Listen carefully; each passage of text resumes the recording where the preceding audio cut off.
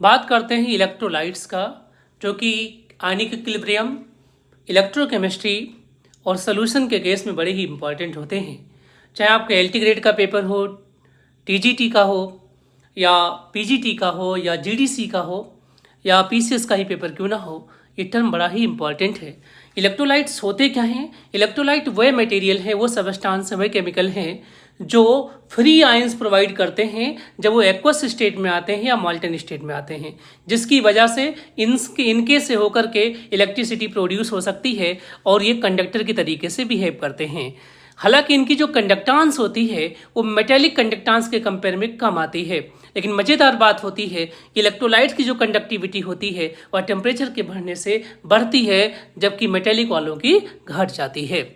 अब हम इनको क्लासीफाई करते हैं based on the nature of electrolytes. अगर नेचर ऑफ इलेक्ट्रोलाइट्स की बात करें तो एक होता है ट्रू इलेक्ट्रोलाइट्स, ऐसा कोई इलेक्ट्रोलाइट जिसमें ऑलरेडी आयंस पहले से मौजूद हों, जैसे कि सारे आयनिक कंपाउंड, सारे आयनिक साल्ट, जैसे कि NaCl, KCl, ये सारे।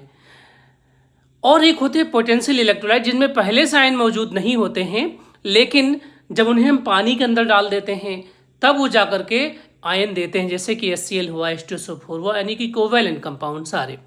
अगला होता है based on the alpha degree of dissociation, जिनके लिए अल्फा की वैल्यू कमोबेश 1 के आसपास होती है या 1 होती है, उसको हम स्ट्रांग इलेक्ट्रोलाइट कहते हैं। इसमें सारे स्ट्रांग एसिड हैं, इसमें सारे स्ट्रांग बेस हैं, इसमें सारे आयनिक साल्ट हैं, और जिसके लिए अल्फा की वैल्यू 1 से कम हो, जनरली 30% हो, 5% हो, उनको वीक इलेक्ट्रोलाइट कहते हैं।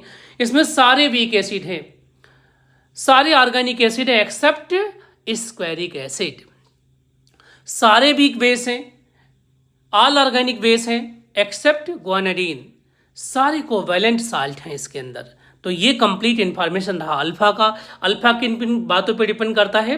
नेचर ऑफ सॉल्वेंट पे डिपेंड करता है, नेचर ऑफ इलेक्ट्रोलाइट पे डिपेंड करता है, अल्फा टेम्परेचर पे डिपेंड करता है, अल्फा इम्प्योरिटी पे डिपेंड करता है। सबसे इंपॉर्टेंट बात यह है कि अल्फा एक काइनेटिक प्रॉपर्टी नहीं है, अल्फा एक थर्मोडायनेमिक प्रॉपर्टी है, और किसी भी सोल्यूशन के अल्फा की मैक्सिमम वैल्यू 1 हो सकती है या 1 से कम हो सकती है, 1 से ज़्यादा तो हो ही नहीं सकती।